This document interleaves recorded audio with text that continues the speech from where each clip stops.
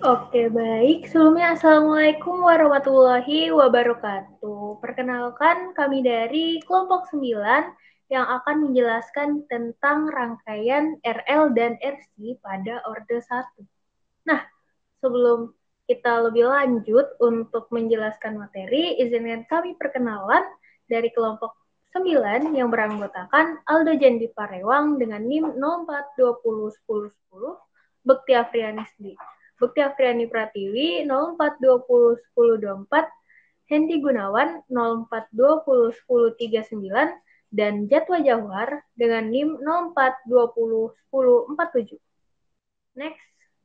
Nah, selanjutnya ada apa itu rangkaian RL yang akan dijelaskan oleh teman saya, Hendy. Saya silahkan.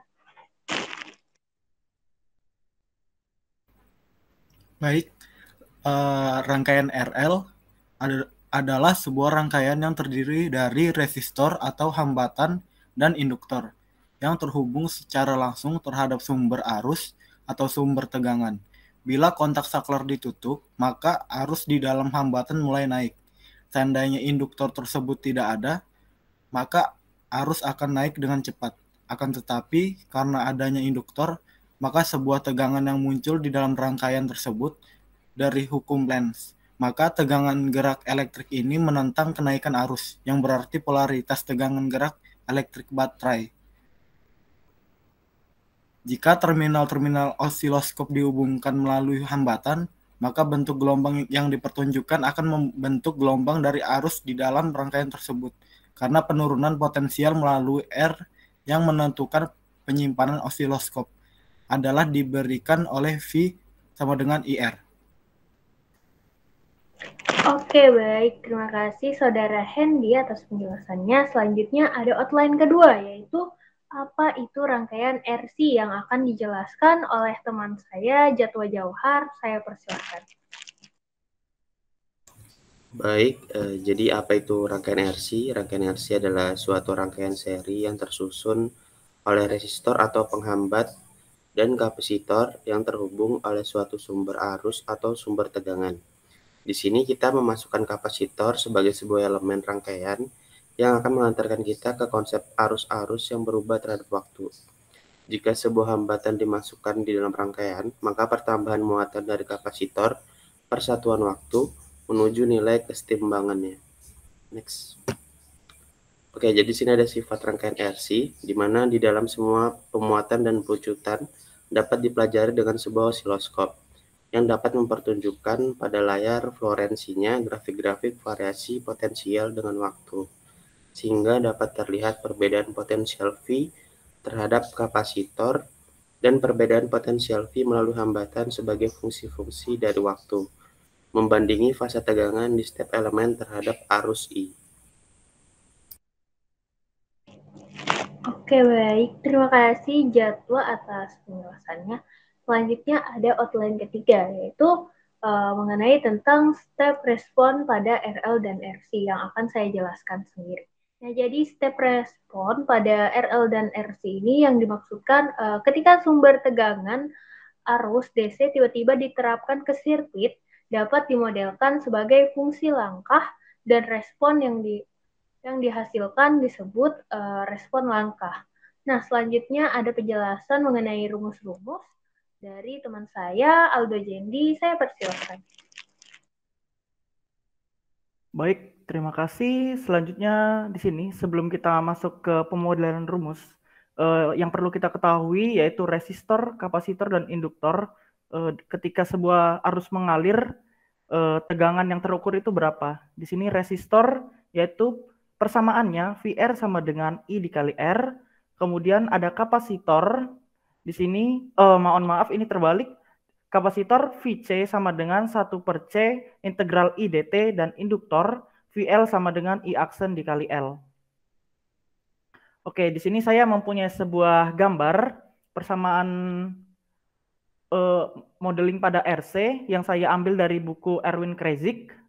Di sini yang pertama kita lakukan yaitu menentukan nilai plus dan minus pada sumber arus. Di sini saya memberikan nilai plus itu di atas dan nilai minusnya di bawah. Kutub positif ada di atas dan kutub negatif berada di bawah. Kemudian kita tentukan untuk polaritas tegangannya. Polaritas tegangan pada resistor itu di sebelah kiri, plus ketemu plus, dan di sebelah kanannya minus. Begitupun juga dengan kapasitor, plus ketemu plus, dan minus ketemu minus.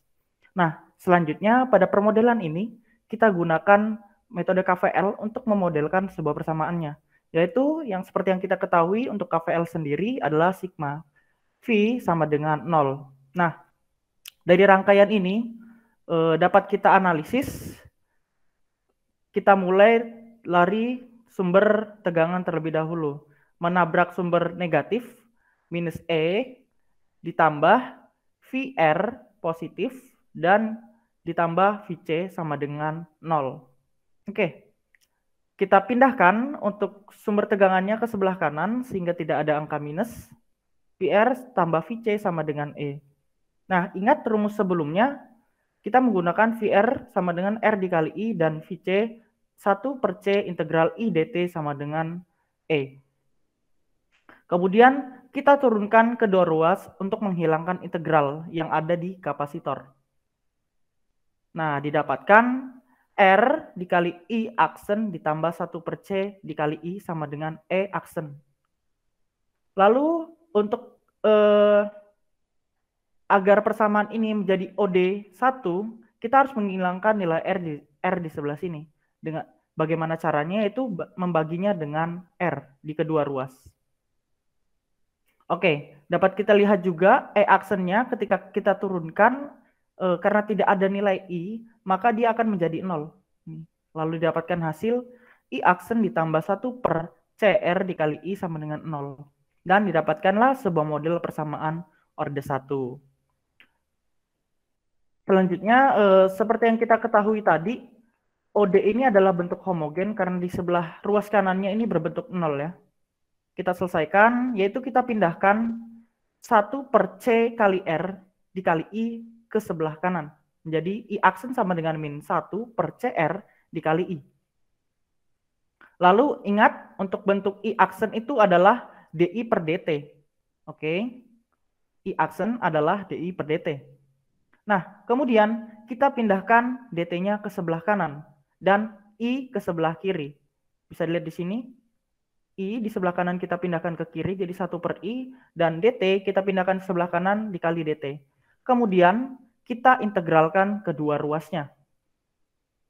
Nah, seperti yang kita ketahui, untuk integral dari 1/I itu adalah sebuah ln I, terus yang di sebelah kanan ini kita keluarkan 1/C-nya min 1/CR keluar, dan kemudian kita integralkan 1 dt. Nah, yang menghasilkan nilai T di sini. Terus ditambah K. Karena ada sebuah integral. K itu adalah nilai konstanta.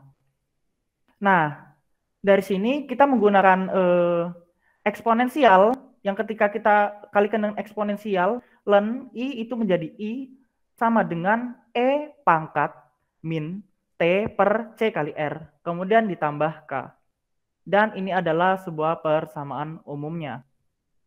Kita lanjut, kita ingat lagi untuk rumus-rumus sebelumnya sebelum modeling ke kapasitor, ke induktor.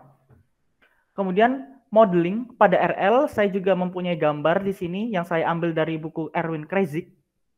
Seperti sebelumnya, kita menentukan sumber tegangan positif dan negatifnya. Di sini di bagian atas untuk sumber tegangan positifnya dan negatif di sebelah bawah. Kemudian kita tentukan polaritasnya pada R di sebelah kiri, minus di sebelah kanan, dan L sebelah kanan dan minnya di sebelah kiri.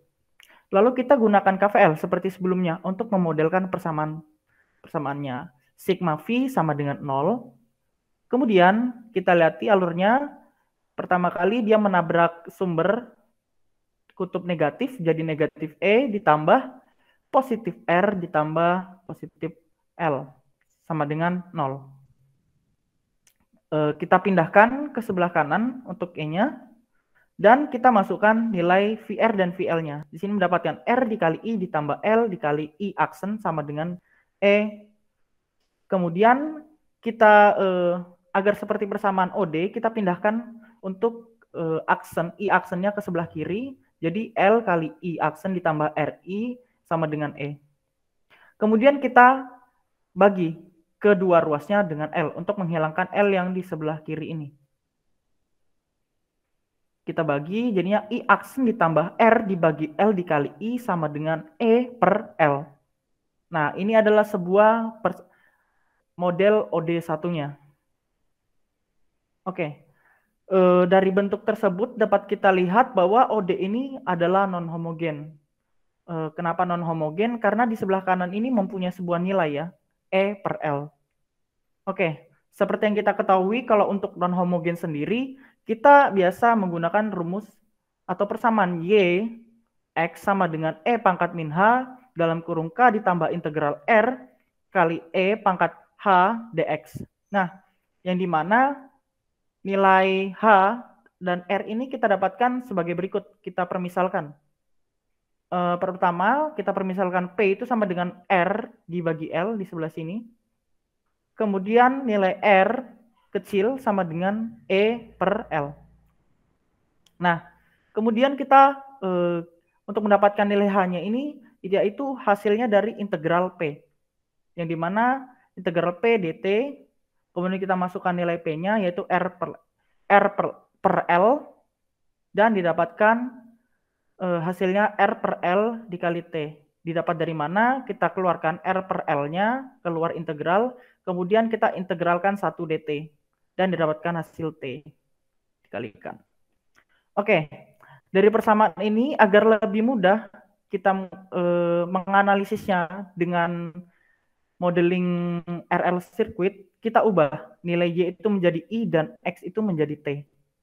Dapat dilihat I T sama dengan E pangkat min H dalam kurung K ditambah integral R dikali E pangkat H dt. Nah, dari sini kita masukkan nilai H-nya ke dalam persamaan yang telah kita buat. IT sama dengan E pangkat min, di sini tadi ada min H, min, dikali R, H, R per L kali T, ini didapat dari H, dalam kurung K ditambah integral R-nya kita masukkan E per L, terus kita masukkan nilai E pangkat H-nya. R per L T dt. Seperti itu. Nah, kemudian di sini kita berusaha untuk mengeluarkan E per L ini dari integral tersebut. Dan kita akan mengintegralkan E pangkat R per L T dt. Nah, yang dimana hasil dari integral tersebut ya adalah sebagai berikut, L per T dikali E pangkat R per L T. Nah, ini adalah hasil integralnya.